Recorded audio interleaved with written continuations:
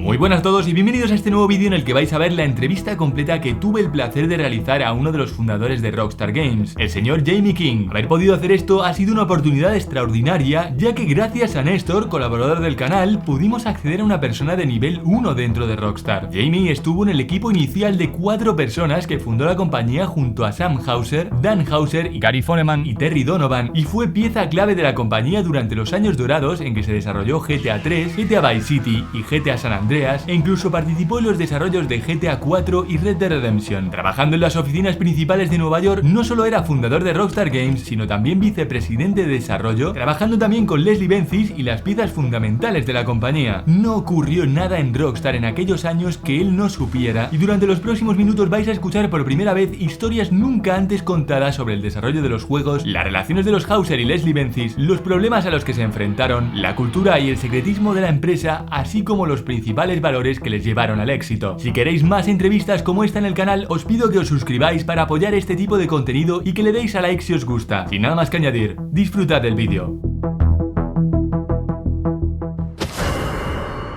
Gracias por estar con nosotros hoy, Jamie. It's good to be here. Lo siento mucho por las llamadas anteriores. Cuéntanos, ¿qué has estado haciendo en los últimos años? Yeah, so in the last few years, I've been a lot more focused around esports. And I'm at an agency and I work with sports properties. I work with Major League Soccer, we've worked with NHL, MLB, and then non-endemic brands like Mercedes-Benz and Bud Light, Anheuser-Busch, the Leukemia and Lymphoma Society, all sort of focused around strategy, creative, and then activating around esports, either at like physical events like at Overwatch homestands or launching and operating the EMLS FIFA League here in America. There's just something about the live event piece of competitive gaming and sort of the fandom around it that I really like. ¿Cómo crees que ha afectado la pandemia a los videojuegos? It's definitely affected it. You know, if you think about all the franchise leagues and Overwatch and Call of Duty and all the plans they had for the homestands, and then how teams and esports organizations really need to like build local fandom around the franchise leagues. The physical events was really important. I think it's about 75 to 100 million hit on revenue from like ticket sales and venue fees and merch and F&B. But overall, I think it's just, we're all online anyway. And we've taken a hit way less than anyone else. Right. And like, at least we've been able to do a lot of the tournaments. You can't really do it international. That sucks. Right. When you think about, if you can't bring the teams together and internet connections and integrity, how do you have an international like Dota? Right. Like, so, you know, that, and so I think there's been a much more of a focus on regional and local. And out of it, though, I feel like the whole online piece is just only going to be that much stronger and will have a more significant complement to physical live events. ¿Qué juego disfrutaste más desarrollando?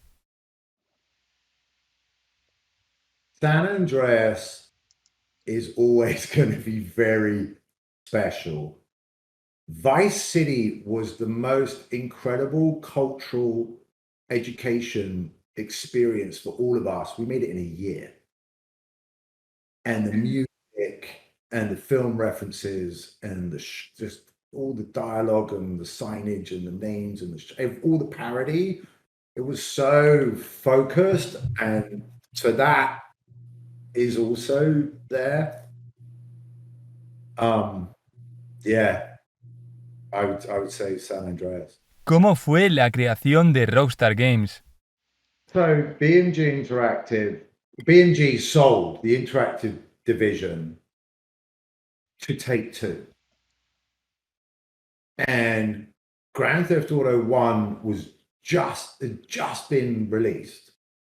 So like when I joined BMG Interactive, they were just releasing Grand Theft Auto 1. And I made like the television spot for it, right? most of Take Two had an office in Windsor, and most of the team, like QA and production, went there. But their head office was in New York, and they said, like, Sam, you got to come out and bring a few people. And that's why I got to go with Sam and Gary Foreman and move to New York. When we got there, we had, like, in the portfolio, Silicon Valley, Darkstone PC. Sam had already said to me, go get me Thrasher magazine. We need to make a skateboard game with Z-Axis. And that was the first game I produced. And go get me the Warriors film license, right? We're going to make the Warriors. And I'm like, done, let's go do this. But Take Two had made a certain type of product and their branding and their positioning and their reputation, everything was different to us. And we would Sam and I would walk up Broadway to a GameStop, and we'd go in there, and he was amazing. He's like, look at that EA logo. When you look at the EA logo, you know what you're getting as a game. You know what production quality you're getting, you know what kind of gameplay quality you're getting, you know what kind of graphic. We need our own, like, identity. We need our own label that's reflective of Grand Theft Auto, Darkstone, Silicon Valley, right? Monkey Hero, all the other stuff that we had. And so we, it took about, a month or two, and then Terry came out, and we were at a roller coaster park when we called it Rockstar Games. ¿Pero por qué el nombre Rockstar? It comes from Sam Houser's absolute love affair for rock and roll in the 70s and 80s, and being able to name every single music producer, album that was seminal, film director, critical movie, and just loving that whole time frame and like at the way he grew up and his parents' network and his friends and their parents and the whole rock and roll scene and coming from the music industry, which Sam and Terry did ultimately, right, by starting at B&G, and Terry was up at Arista Records. And there was a conversation about, well, like, Sam, you love rock and roll so much, like, let's fucking call it Rockstar, right? And we did. And then the American press were like, go home, go to that. We make games, not music. Who do you think you are? And so we're like, right, okay, game on. Okay. So I think it was reflective of already like a cultural desire to show that games were for grown-ups and not just kids, and that the people that were playing games and making games were actually pretty damn cool, weren't just nerds, and that video games were going to be like a superior form of entertainment and engagement than movies and music. And so it's sort of reflective of, we're going to make games cool, and we're going to force people to show the respect that should be given to actually the creativity that's being evidenced in the creation and expression of these games, right? And the experience that you have by playing them and having that journey. Eran buenos tiempos. Yeah, amazing. I'm like 27. I'm in New York. We all lived in the same apartment down on South Street. They had like no windows, big apartment, and we were driven and very focused and on a mission. And we really believed in Grand Theft Auto, even like when it wasn't in 3D, right? Which the American gaming audience struggled with at first.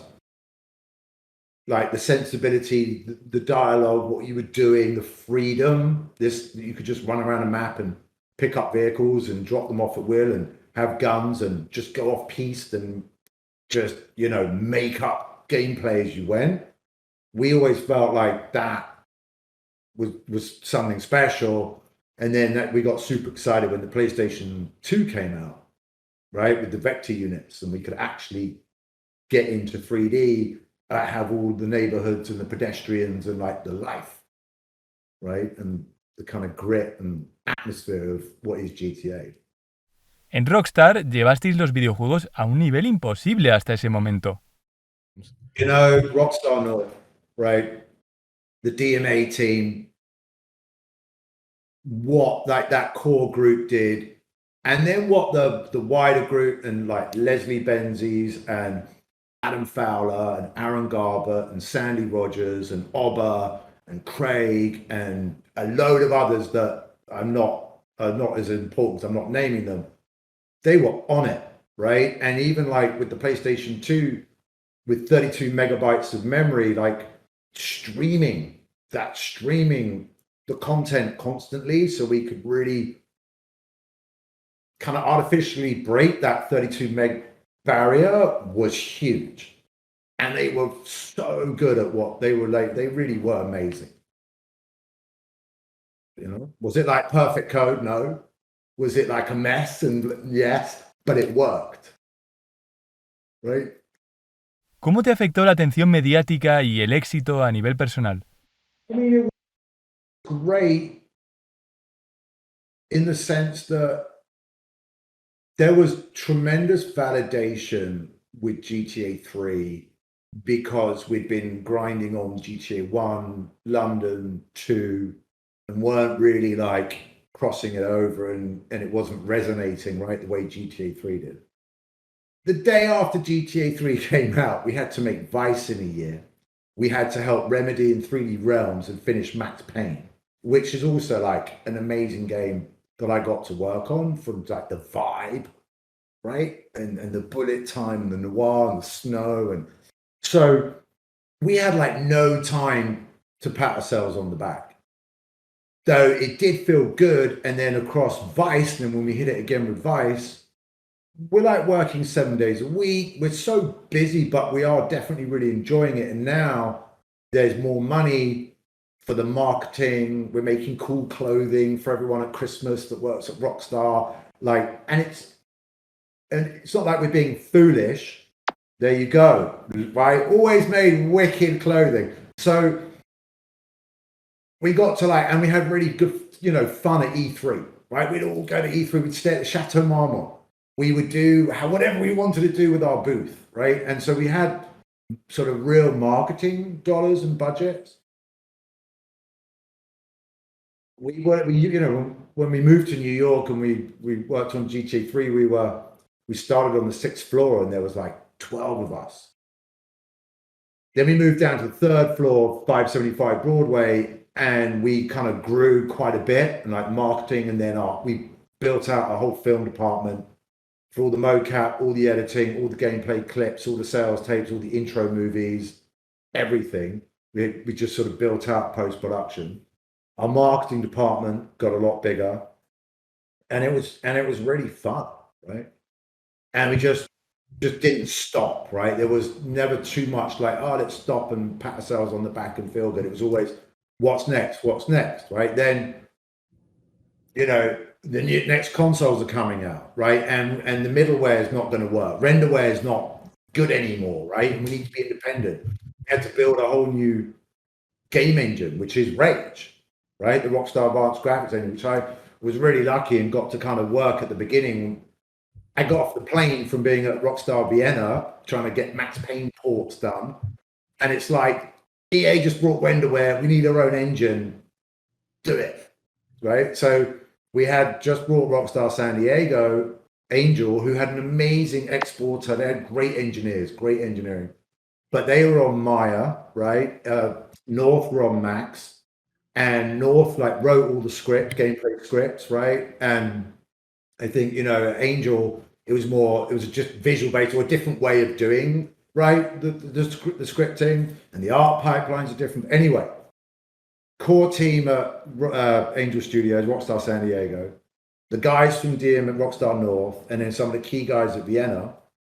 And we brought in some people like Wolfgang Engel, who wrote these books that were like a collection of essays from all the PC 3D graphic guys working at NVIDIA and AMD, and like the cutting edge subsurface scattering and shadows in the eyeballs and all the kind of lighting stuff. And we integrated some technologies and like, yeah, built the engine that's just banging. I mean, look at Redemption 2, look at GTA 5. It's like, yeah, they built some beautiful software there. ¿Cómo fue el proceso de creación de Dead Revolver con Rockstar San Diego? I mean, it was amazing. Capcom had been working on it for 4 years with Angel Studios. And when we acquired them, it just came with it. And Sam said, you've got to get the game out in 9 months. You've got 9 months. Now, the game had some beautiful characters, beautiful levels, beautiful artwork. It also had some fantastical characters, like real kind of anime, like crossover stuff. And there was sort of a story, but there wasn't. So that actually, I love Revolver because it was a great experience where we came over from New York and we really sat down and went through, all right, here's the storyline. Here's why he's got a band. They didn't like, why has he got a bandage on his hand? They didn't really. So it's like, okay, in the first level, they come and shoot his family. His dad's gun's in the fire on the floor. He grabs it, picks it up. It burns his hand like Indiana Jones, right? Raiders of the Lost Ark. And it leaves an imprint of the handle. So he always knows, oh, the other guy, the part, who's got the gun, the other gun is who killed my father. So, and we built out the script, and then we sort of got rid of some of the wackier characters. And then we sort of looked at the levels, and it was like, let's do what we can with the level that we've got in terms of like gameplay, right? And then we, brought like Oswald Green from New York over, and there was a core group at Rockstar San Diego where it's like, look, you can shoot and the limbs do that. And we just come off Max Payne, so it was like, let's tie that into a multiplier. Let's create, bullet time and have the dueling and the whole, you got to get the gun out. And so collectively, we really collaborated on some gameplay mechanics, right? And help bring some sort of support for them to like tie it all together. Everyone wanted, as soon as GTA 3 came out, every game that we made had to be like GTA 3. So everyone was already upset that it was an open world, but there was no way we were going to make it open world. And it was about get it finished, ship it, it should be released, and like do the best, knowing that all Sam wanted to do was what you're seeing in Redemption, right? Having like huge respect for all the Western movies, like it was all coming. And then it was very interesting sort of culturally to evangelize Rockstar North and us in New York in terms of like the GTA open world thinking for like game design and script and storylines and art, to like Rockstar Vancouver, right, and Bully, to like Angel Studios, that was Rockstar San Diego, to like think about Red Dead Redemption in a way that is very different from Revolver structurally, and the characters and giving them behaviors and just, and I think that took some time too, right? ¿Cómo fue la transición desde el 2D de GTA 2 hasta el 3D con GTA 3? Yeah, I mean, it was a lot of work, and there's a reason why we work 7 days a week, right? And for everyone that was in the New York office, like day one, our QA team was really important from like also a game design perspective. And for every associate producer and producer and myself, right, we had to work very hard to prove that we weren't just people who worked at the publishing and came from marketing and didn't know anything and, oh, where's the gold master? And this is, and actually be detrimental to the developers, because there was a lot of us and them between publishers and developers back then. And Sam, again, one reason why I love working with him was, no, we have to be better. We have to earn the right to talk to the developers, and we have to understand they are the power. They are the creatives. They are what's special, and we're lucky, right? So we have to like really lift them up. So we did a lot of work like on Grand Theft Auto 3. Like I found the weapons specialist, which was a father and son team on Prince Street, like a generic storefront. You go in and then they open the secret door, and it actually the intro movie in Grand Theft Auto 2 has a lot of the staff that worked at New York in the movie, right? And when we call the assassin in the movie and he goes to the vault to get his guns, that's the gun store where we then took all the guns and took photos so that the artists in Scotland could model them. For the motion capture, I reached out. I used to make music videos, right? That's where I came from in London, and teamed up with a company, and we built out our own whole mocap. And some of us did like the headbutt and the knee and the punch and the Grand Theft Auto, like those mocap moves. We did it, right? So we all worked very hard to actually contribute daily to the content in Grand Theft Auto. And it was really, I don't know, like, I don't remember it, like, I didn't personally like, remember like noticing like the hardness of the work as opposed to it was so exciting. Because in 3D, all of a sudden, it was really different. And we were like, this was our Scorsese, mafia, gangster offering, right? Just, you know, Sopranos, right? Mean Streets, you name it, right? And it was, and we're living there, and it just didn't feel like work, right? Maybe the developers from North be like, yeah, not for you, mate. ¿Cuál era la influencia que tenía Take Two sobre las decisiones de Rockstar en aquel momento? No. They weren't allowed on our floor unless it was the CEO. It's like we also, like, we didn't really talk about it, but Take Two had all of their publishing and they had their $9.99 titles, right? And for all of their third-party publishing, whether it was Serious Sam, any of the Gathering and developers titles, the Bass Fishing, the Monster Truck Madness, we worked on, like, on the side, just helped get it finished, cleaned up, ran it through QA, got Sony to approve it, right? And so, there was a very good relationship at the same time, especially with Sam and Terry and Dan and getting myself, like, you're not going to tell us how to do this. You're not going to mess this up, right? And we're going to tell you how it is, right? And as long as we turn up with a blockbuster hit, right? Like, ¿Crees que Take Two sigue sin interferir en Rockstar ahora? it must have changed. It must be so big just running GT Online. They're printing money. And at the same time, the company's really evolved and the Rockstar brand has evolved, right? And it is different now to when I was there. So it's matured. So, and I have no idea what it's like now, but I'm sure it is very different. Right? And Take Two have done a really good job building out their 2K label, right? And like really diversifying and growing the portfolio. And I imagine it's pretty good. ¿Cómo fueron las críticas y el ambiente en el estudio en la época de Vice City? I mean, it was very interesting. I would always be proud because I feel like we were at the forefront of a conversation that came between parents and children and governing bodies to recognize it's not just children that are playing these games. It can be content for grown-ups. There is now a rating system, right?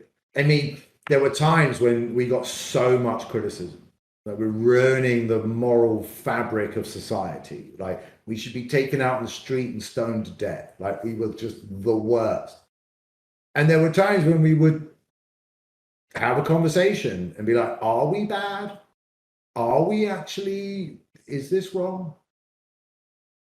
And at the end of the day, we had always come to a place where the majority of people are able to process and engage with the content and come away having had a really positive experience and are more likely to feel satisfied in the moment, right? And be happier. There's always, I think, some extremes, and we'll always be proud of the debate that we helped trigger. And ultimately, where we're at now, right? Which is everybody's a gamer. And I mean, Manhunt was, it was like, okay, is this a bit much? It's a little intense. ¿Hablabais de si la violencia de vuestros juegos era demasiado, quizá? Yes, we were very aware of what we were doing, and we cared deeply about the content that we made. Like, one of the things about everyone in the early days at Rockstar New York and around we really cared and we really wanted to make beautiful, excellent content, right? And just give our best every day. So, and we did take the criticism personally. We did feel it, and we did have to question our morals and our compass, and but we never ever lost sight of actually freedom of speech, and this is good, funny, clever, engaging entertainment, not actually encouraging antisocial behavior, right? So, Jamie, la gran pregunta. ¿Por qué Claude Speed no habla? I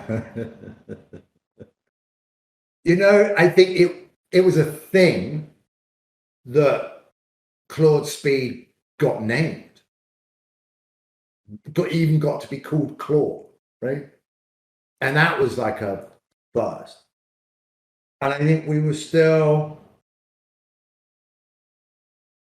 and I don't know the minutiae of the decision making, but it was still like you playing the game, you're the protagonist, you're like the hero, and and there was something so raw and pure about it. We weren't in a hurry to like really identify it so much, right, and name it and have him be a speaking character. But that grew and changed, right? Because I think when you think about the roots of Grand Theft Auto 1 and 2, and it's about the map and about the vehicle, and you as a little sprite character don't matter so much as what you're doing. So it's very much about everything that you're doing and the things that you're interacting with and the people and what they're saying, right? And therefore, like your experience, rather than, oh, I'm the hero character and I'm called Claude. And ¿Cómo fue tu relación con Ray Liotta, Samuel L. Jackson y el resto de estrellas de los juegos? it took 2 years. So I dealt with all of that back then. And it took 2 years to get Ray to say yes. It took a long time. And it was, I think, really Vice was the beginnings of us reaching out to Hollywood and right celebrity talent. And it was amazing to work with those people. And we actually, the first time we met Ray Liotta, we did it at Peter Luger's steakhouse. It's like a well-known steak place in Brooklyn. And he absolutely messed with us, and we're talking and we're laughing, and then he just changed. And it was he was like out of Goodfellas and got really upset with us. And we were like when he turns it on, he's really scary. And he was just messing with us. He was a lot of fun. But it was interesting because the scripts that they had to read, like what Dan and the team wrote for them, they had never had to work so hard in a voiceover booth. We worked them really, really hard. But we got to meet a lot of our heroes: Dennis Hopper, Peter Fonda, Ray Liotta, Gary Busey. Oh my God, right? Just amazing. Debbie Harry, like people that we grew up idolizing in all the American movies that we consumed. Sabemos que en aquel momento hicisteis algunas cosas ilegales. Algunas no pueden ser compartidas, claro, pero ¿puedes contarnos alguna? My car story with Midnight Club is that I made friends with the illegal street racing scene, and I went to Washington and I met Dustin, who had the red and the yellow cars. And I went to some illegal street races and we connected, and then we got them to bring the cars to New York. Then we didn't have any permits, and I had these crazy editors, cameramen. We just raced up and down First Avenue, Third Avenue, up and down the streets of Manhattan to create a load of the footage. Cameraman's hanging out the door, like the window of one car. We're just racing, all illegal to be part of the vibe. And then we shut down Times Square and had the cars and the cop car and did the whole packaging, I think, for the first one, maybe. Maybe it was the second one, I forget. ¿Qué es lo más increíble que habéis hecho durante el desarrollo de los juegos? You know, actually, like physically crazy was actually filming the Midnight Club illegal street racing that we did with the 2 cars in New York. When I think back, I'm like, that was pretty nutty. There are probably many moments that I can never say, like that were our craziest. I know that Dan and people in marketing on Midnight Club press tour in Paris nearly died in a helicopter, or the helicopter crash landed, right? So he would probably say that's up there. I would say hanging out with Tom Sizemore in the Mercer Hotel when we were doing Vice City voice recordings. I had some pretty crazy times with that guy.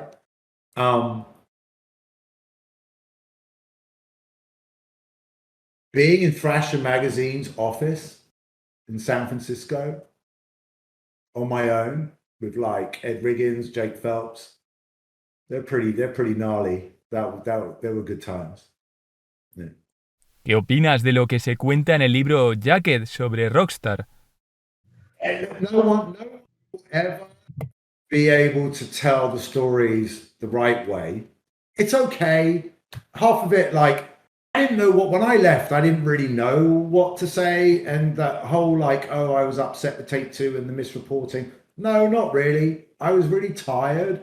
And I just got, for whatever reason, like, had, you know, a difference of opinion with Sam and you know, we were really close friends. And it's just like, it just stopped working for me, right? And I was just so tired. I'm like, whatever, I'm out, right?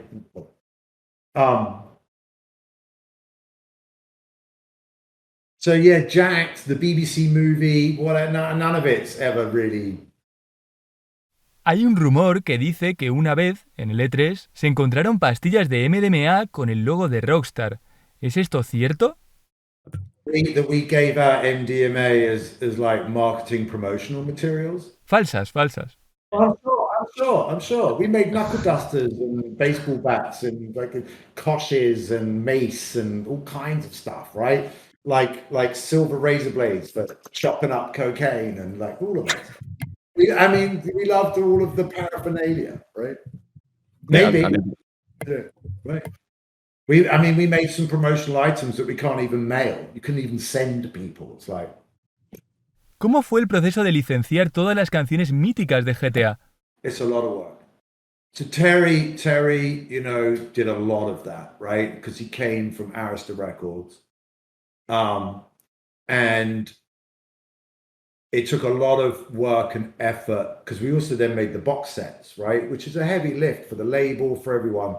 And it was so curated and had to have certain songs. There were a number of tracks that were very hard to get. There were some critical ones in Vice City, and there were some critical ones for San Andreas. And on those ones, I did get involved. So I spent months negotiating with a sub-label of Capitol Records to get some of the key hip-hop rap songs for San Andreas. And then there were some songs for Vice that were really, really hard to get, like dealing with Courtney Love, trying to get Red Hot Chili Peppers. There were just a few that we just so hard to get a yes on. And yeah, it took a lot of effort,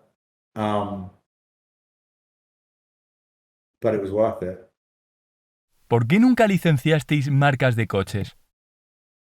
It gets very expensive, right? And royalties. And it is a tremendous amount of effort and work, both sides, right? Every track, there's the mechanical rights, the publishing rights, there's always something. And no, I wouldn't be surprised if part of the logic was we don't need it.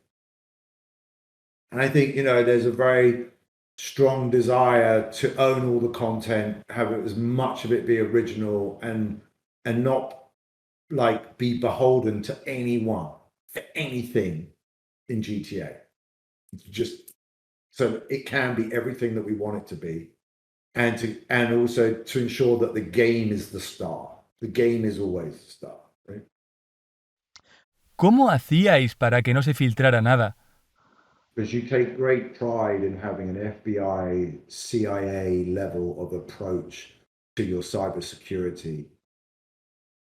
Like, we were militant, both internally, and then we would just be listening and watching online.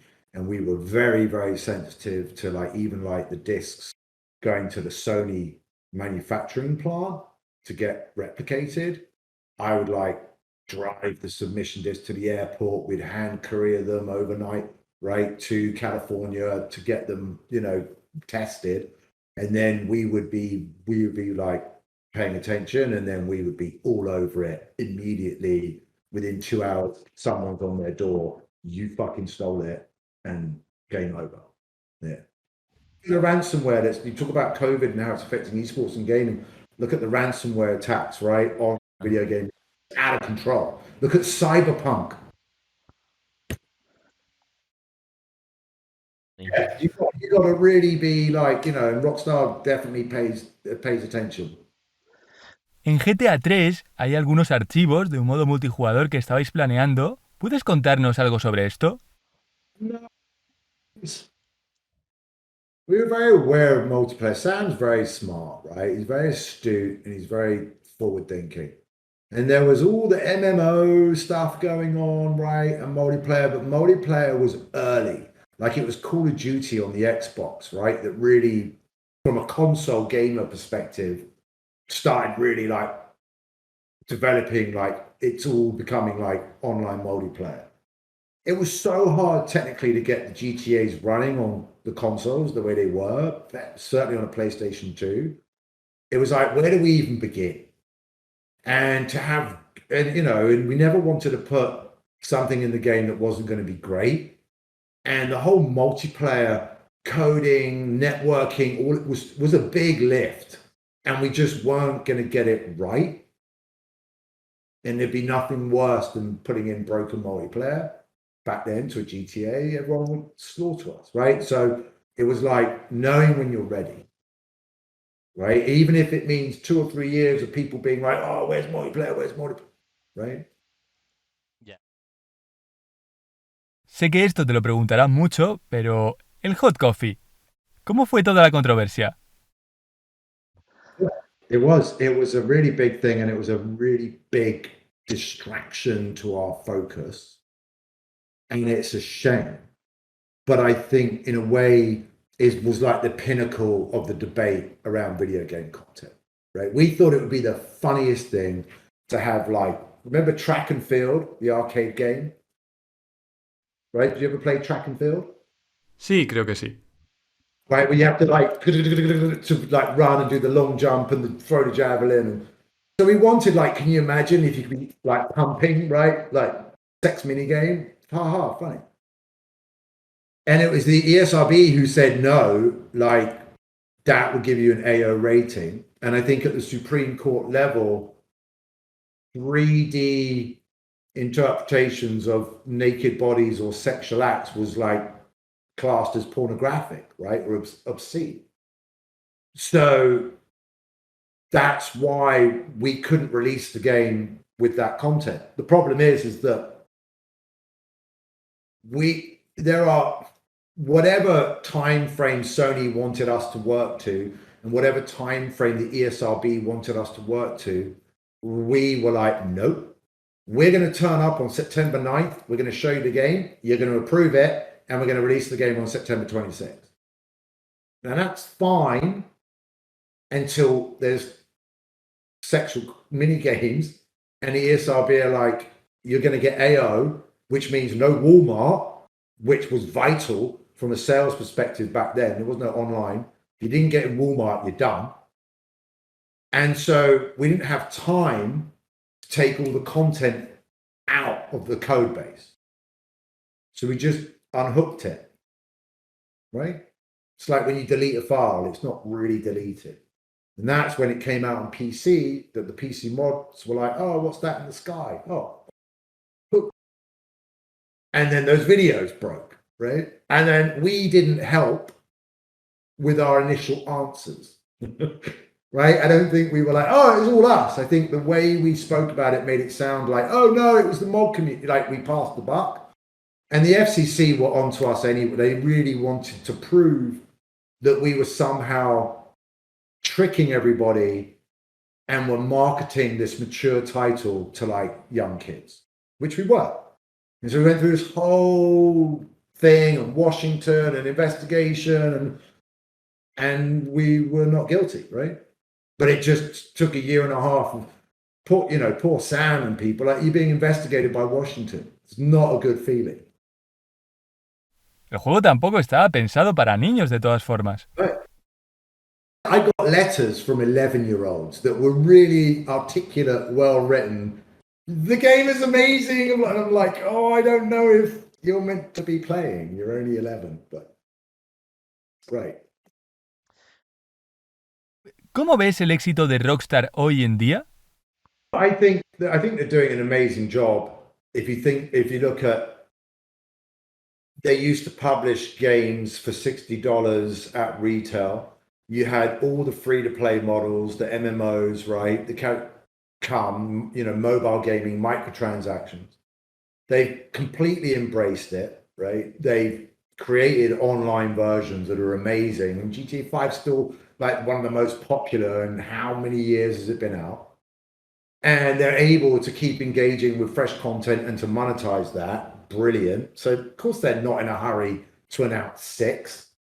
We know something will come, right? I think they did a really good job proving that they're more than a one-trick pony with Red Dead Redemption, right? And leveraging that core technology and sensibility and kind of creative content making that you see in GTAs to Red Dead. I think from Rockstar's perspective, they're smart to acknowledge just what's possible, right? And it's better to focus on a couple of these mega franchises. Take Two have done a really good job of building enough of a portfolio where they've got the annual releases that makes the stock market happy, right? And everyone I talk to says, oh, I love Redemption, or I love 5, and so everyone seems happy, right? ¿Te gustaría volver a Rockstar ahora? No, I mean, it's like I had an amazing time and I loved it, and it's just I'll never forget it. No. ¿Cómo es tu relación actual con los Hauser? ¿Seguís en contacto? No. I mean, we never bump into each other. We don't talk to each other. I mean, it's all cool. You know what I mean? If we bumps into them, be like, oh, what's up? But no. Just very different worlds. ¿Qué opinas de la demanda de Leslie Benzies contra Sam Hauser? I think it's unfortunate. I think it's a shame and a bit sad. I'm not surprised by any of it. Like, I read that lawsuit, right? None of it surprises me on both sides, right? It's a shame. Leslie was dynamite and was just instrumental in growing DMA into Rockstar North and really leading the team that delivered, right, on the code side. And, when we finished Vice City, right, a few of us, we flew to Anguilla like the next day to plan San Andreas, and it was me and Terry and Dan and Leslie, right? It's like, and he was, I loved Leslie, and he was great, and it's just sad, it's just unfortunate, but the old days can't stay the same, right? It is all new, and they're fine. They've got beautiful systems. They know what they're doing, right? It's like it's bigger than any one of us. ¿Y qué hay de Dan, que abandonó Rockstar hace un año? You know what? If I had his money, I'd be like, yeah, peace. Yeah, I'm going to go write a book. I might just travel. I mean, right? I mean, how much more does he need to do, right? I have a thing. I wouldn't be surprised if Dan writes a book because he's an amazing writer. Right? He has a tone and a wit, I'd love to see him write a book. En los últimos tiempos, Rockstar ha tenido muchas salidas. ¿Crees que esto afectará sus futuros juegos?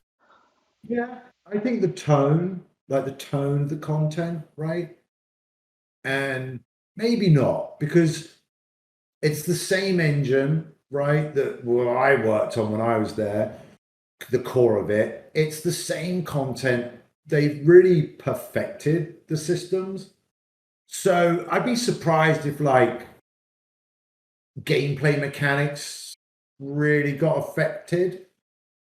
I wouldn't be surprised if the tone starts changing and if it's maybe not quite as edgy or quite as funny, or I just think that maybe there's more opportunity for them to do something cheesy because they never do, and maybe not, right? Again, there's a beautiful machine there that you'd have to try really hard to fuck up, right? To screw up. So, and I just, look at the success of on 5 online and Redemption 2, and I'm like, maybe they're just going to be fine, period. But I think culturally, internally, both at North and at New York, missing Leslie and Dan, yeah, there's a difference, for sure.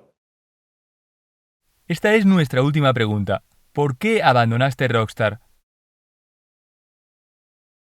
Why? So I left because I thought the situation was one way, and the situation was actually a different way. And the way I found out, I was just like, I don't want to do this anymore. Just took all the fight. It just took all the excitement out for me. And I was sat with Sam, and I'm like, I don't want to do it. Right? I just don't want to do it. And at that point, we've been working 7 days a week, and I was sort of sacrificing everything for it. And I just felt like life's too short, and there's other things I want to do. And I how lucky am I? I worked on 3 and Vice and San Andreas, the beginnings of 4 and Redemption and Midnight Club, Bully, all of it. And I'm like, I'm good. So, it was personal. But at the same time, I'm like, I understand the terrain that I'm in. And if I don't like it, I need to be the one that moves on, right? I wasn't going to be like, but stay around. And it's just like, nah, I'm good. So I left. Como fans, como jugadores, muchas gracias por todo lo que hiciste en Rockstar, Jamie. Thank you, and I'm thrilled that I could be part of something that makes everyone so happy, right? And we get to have conversations like this. So yeah, it's a pleasure. I appreciate your time, and good luck with the channel, and maybe our paths will cross again. Pues bien, hasta aquí este vídeo en el que habéis podido ver a Jamie King, fundador y vicepresidente de desarrollo de Rockstar Games. Quiero volver a dar las gracias a Jamie por la oportunidad que nos ha concedido a todos, y ya sabéis que si queréis nuevas entrevistas de este tipo, podéis suscribiros para apoyar el canal. Sin más, yo espero os haya gustado, y un saludo, y hasta la próxima. Adiós.